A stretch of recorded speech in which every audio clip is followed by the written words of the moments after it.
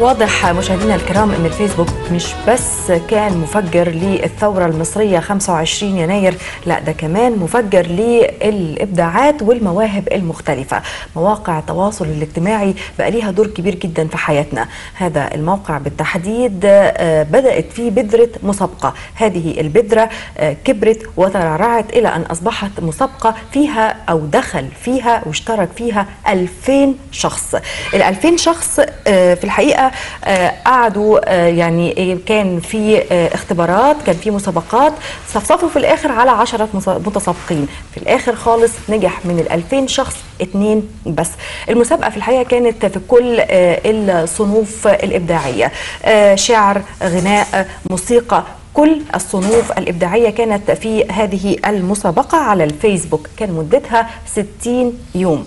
واضح ان الفيسبوك ومواقع التواصل الاجتماعي دخلت وبقوة الى حياتنا والى مواهبنا والى ايضا ابداعاتنا المختلفة. معانا ومعاكم دلوقتي اعضاء او ابطال هذه المسابقة. معانا الاستاذة أميرة مصطفى، وكيل كلية التربية الموسيقية بجامعة حلوان واستاذ سولفيج، اهلا بحضرتك معانا. ومعانا كمان رانيا حسن، احد الاصوات الغنائية الواعدة، وطبعا فزتي بالمركز الأول صحيح في هذه المسابقة.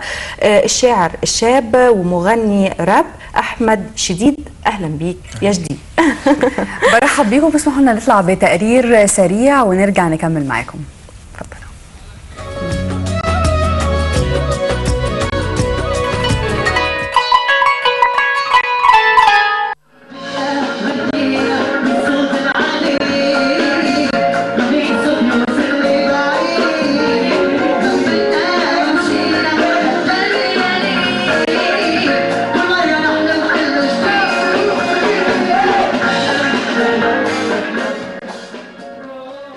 كلوز اب هو منتج اصلا بيخاطب الشباب، واللي حاصل انه في مصر الفتره اللي فاتت في تغييرات كتيره عماله تحصل، التغييرات بتحصل للاحسن، مواهب شابه عماله تظهر وبتدور على حد انه يكتشفها.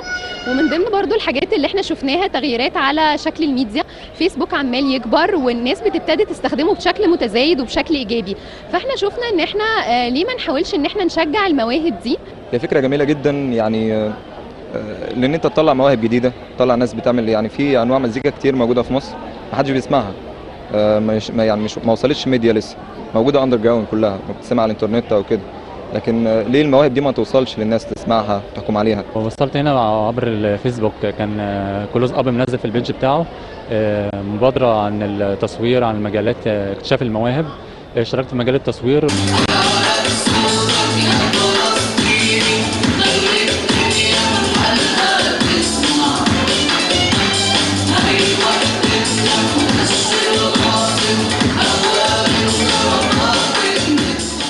أنا مبسوطة كتير أنا موجودة في المبادرة، لأن المبادرة مهمة كتير، اللي احنا محتاجين الشباب كشباب كنا محتاجين الدعم، إنه شركة كبيرة تدعمنا وإنه يكون في حد بيتمنى المواهب الجديدة. أنا عموما سعيدة بالمبادرة جدا وبكل المواهب اللي شاركت يعني، وبقول لهم برافو، استمروا.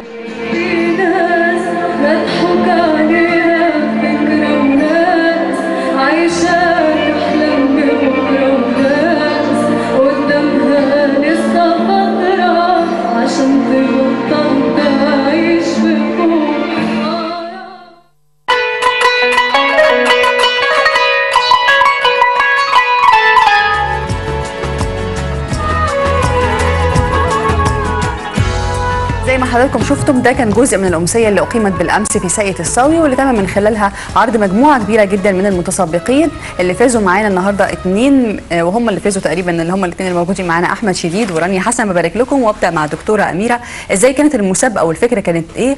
وكان في عدد كبير جدا يعني شارك في هذه المسابقة؟ هي في الحقيقة المبادرة دي كانت جميلة جدا، ويعني كانت حلوة لاكتشاف مواهب كتيرة اللي مصر غنية بيها. فكان في عدد كبير جدا مشارك على الفيسبوك، وابتدت التصفيات برضو من خلال الفيسبوك. ان كان يعني فاتحين باب التصويت من الشباب للحاجات اللي بتعرض ليهم على الفيسبوك. فضلت التصفيات لحد ما وصلنا ل100 حد من الموهوبين يعني، وابتدوا يدخلونا احنا كمتخصصين ان احنا نسمع. فحصلنا على سيديات وقعدنا سمعناها، وابتدينا نقيم ونقلل العدد اللي هو نقدر يعني نعمل له احتفاليه بسيطه كده. بس في حد بيعترض مثلا ويقول لا احنا حاسين ان مفيش عداله ولما بيخرج من ضمن التصنيفات؟ لا بصراحه يعني ما حصلش يعني، وخصوصا ان كانت الحاجه قدامهم، هم كلهم سامعين وشايفين بعض، فالحكايه كانت يعني معروفه وكده يعني.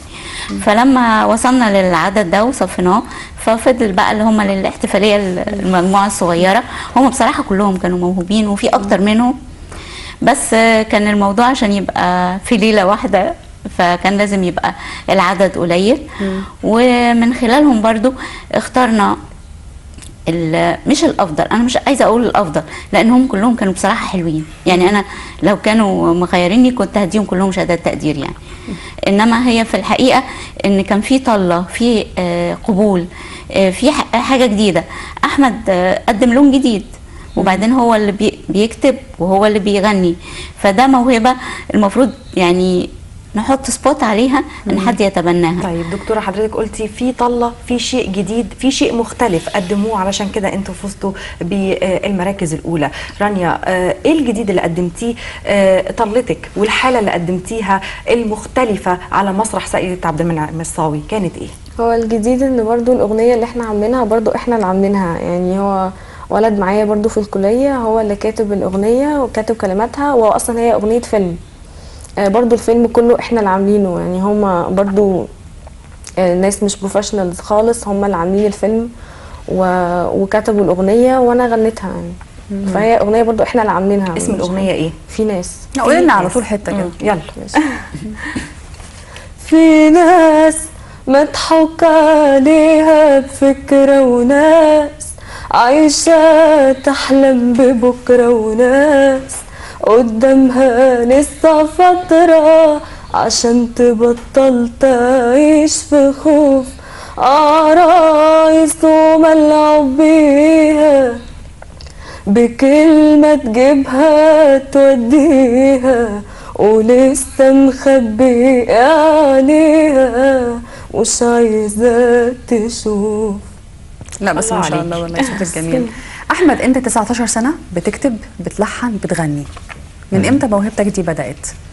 انا من وانا عندي 9 سنين او 8 سنين كده بكتب شعر.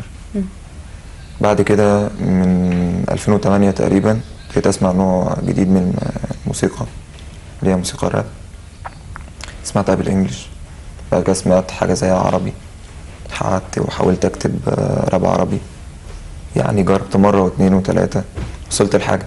في الاول كان ممكن المواضيع اللي اتكلم فيها كانت تبقى تافهه او كده، لكن بعد كده يعني مره اثنين ثلاثه ابتديت احدد لنفسي فكر او شكل نفسي فكر معين. الشباب بالراب يا احمد؟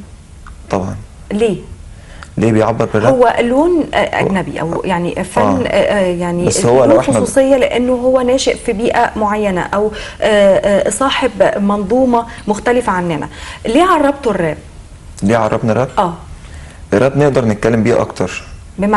بمعنى ان مثلا ممكن يعني الراب نوع مزيكا الشباب بتحب تسمعه. تمام. طب عشان انا سريع وانتوا حاسين ان رتم الحياه مش موضوع كده. في ناس بتحب الريتم مثلا، في ناس ممكن تكون مش فاهمه ايه الليركس دي، بس هو بيهز دماغه مع البيت بس. طب ليه ما عملوش حاجه بالعربي يكون فاهمها، اوصل بيها رساله مثلا؟ ليه يعني ما يكون يعني يفهم هو بيسمع؟ هو طبعا تذوق، كل انسان بيتذوق بطريقه مختلفه. قول لنا جزء بقى كده من اغنيه. جزء من اغنيه؟ حاجه عن الثوره عملتها امبارح. حلو، قول حاجه عن الثوره. يعني ايه كلمه وطن؟ يعني ايه قصه انت هتغني ولا هتقول شعر؟ لا اقول شعر. ولا هي اتقالت اسلام وهي كانت راب. يعني ايه كلمه وطن؟ يعني ايه قصه كفاح؟ يعني ثوره قامت من شباب بيبكي على اللي راح. يعني شعب يهب طالع يخلق ثوره للغضب. صرخه واحده في وقت واحد كلهم طالبين طلب. ليالي بحلم بالامل، سنين ونفسي في الكرامه. الحكومه كانت بتغلط والشعب يسد الغرامه. اسقاط النظام او الرحيل كان شيء عليه اختلاف، لكن بلدنا في حاجه للتغيير بدون خلاف. طيب انت قلتها عادي، قولها لنا راب بقى. راب لازم يكون في ايقاع وكده عشان لا انا بسمع بيقولوا راب من غير موسيقى ممكن. يعني بيقعدوا يعني حتى بالرجل كده بيقعدوا يعني ايه كلمة وطن؟ أيوة. يعني ايه قصة كفاح؟ يعني ثورة قامت من شباب بيبكي على اللي راح، يعني شعب يهب طالع يخلق ثورة للغضب، صرخة واحدة في وقت واحد كلهم طالبين، ليالي بحلم بالامل سنين ونفسي في الكرامة، الحكومة كانت بتغلط والشعب يسد الغرب كده يعني. جميل. عندكم مصداقيه في الفيسبوك من الواضح طبعا، اشتراككم في هذه المسابقه من خلال الفيسبوك في مصداقيه في الفيسبوك، يعني انتوا لما يعني اكيد مفيش حد هيبادر ان هو يشترك في مسابقه زي دي الا لما يكون عنده مصداقيه انها بحق وحقيقي مش بهزار. فيعني ايه كانت البدايه بالنسبه لك وان انت تشترك في حاجه زي كده؟ هل كانت بالنسبه لك هجرب وخلاص ولا انت كنت حاسس انها بجد حاجه ذات مصداقيه؟ انا اشتغلت حفلات قبل كده. انا ابتديت غنى تقريبا من 2009، كنت بغني بدون تسجيل يعني بكتب وكده واغني مع نفسي. بعد كده 2010 مثلا كونت فريق اسمه جنود القاهرة، ابتدينا مع بعض انا وواحد صاحبي اسمه حازم. كنا نجيب فري بيتس مثلا، مع لسه في البداية ما نعرفش حاجات كتير. ابتدينا مع بعض نسجل مثلا في البيت، نتعلم حاجات كده، نرفع الاغاني بتاعتنا على الفيسبوك. بعد كده الموضوع عندي يعني اشتغلت لوحدي. بعد كده عملت حفلة مع أستاذ فتحي سلامة، عملت حفلة برضو تانية في الأزهر بارك وسيد الصاوي. احمد الغريب انك بتتكلم بشكل هادي قوي وانت بتغني راب، يعني انا عايزه اخلي رتمك سريع شويه، يعني اتكلم بالراب. نروح مش نايم بس هي دي الحجه. ها رانيا طبعا لازم اتحيزك شويه عشان اسمك زي اسمي. انت صيدليه، يعني المفروض ان انت خريجه كليه صيدله او لسه في سنه 5؟ لا لسه خلصت. طب انت دلوقتي دي هتاخديها موهبه بالنسبه للغناء لان صوتك حلو ما شاء الله، ولا ممكن تبقى جنب الى جنب بالنسبه ولا ممكن تسلكي طريق الغناء خاصه ان هو يعني بيكسب اكتر؟ هو ممكن، بس انا ما افتكرش ان انا هسيب الكارير بتاعي خالص. يعني ممكن يبقى الاثنين جنب بعض. طيب انا عايز اسالك رانيا، في الحقيقه يعني يمكن الساحه الغنائيه في مصر قبل ثوره 25 يناير يعني كلنا كنا بنتكلم وبنقول ان لا معادله الميزان اختلفت، وما بقيناش نسمع فن اصيل، ما بقيناش نسمع كلمه حلوه، ما بقيناش نسمع موسيقى بترتقي بذوق الانسان. احنا دلوقتي بعد الثوره بنطالب كلنا، الشعب يريد الجميل في كل شيء، الجميل في السمع، الجميل في البصر، الجميل في كل شيء. انت ناويه تختاري ايه اللون اللي انت شايفاه بيرتقي بذوق الانسان وفن الانسان؟ ازاي نقدر يا شباب، ازاي نقدر كجيل تبنى هذه الثوره على عاتقه في الحقيقه حاجات كتيره جدا دلوقتي من خلال الفن، ازاي نقدر نقدم فن اصيل محترم للناس؟ بالظبط. وانا عايزه اقدم اللي انا عايزاه، مش اللي المجتمع او اللي حواليا بيفرضوا عليا. ايه اللي انت عايزاه؟ اللي انا عايزاه انه ناس بتسمع بجد، ان انا زي مثلا في سيد الصاوي. سيد الصاوي مليانه ناس فعلا يعني بتقدر الفن وبتقدر مين اللي صوته كويس ومين اللي صوته عادي او زي اي حد. بس مصر مش ساقية عبد المنعم الصاوي. انا عارفه في دار الاوبرا لما بيسمعوا صوت حلو بيجروا وراه بيتهافتوا عليه. اكيد احنا محتاجين صوت حلو. ما انا بقول كده، يعني في دار الاوبرا، في حاجه زي سيد الصاوي، في حتت كتير ممكن اغني فيها اللون بتاعي اللي هو يعني انا بحب اصلا الطربي، يعني بحب اللون اللي هو بغني حاجات قديمه ام كلثوم والحاجات دي.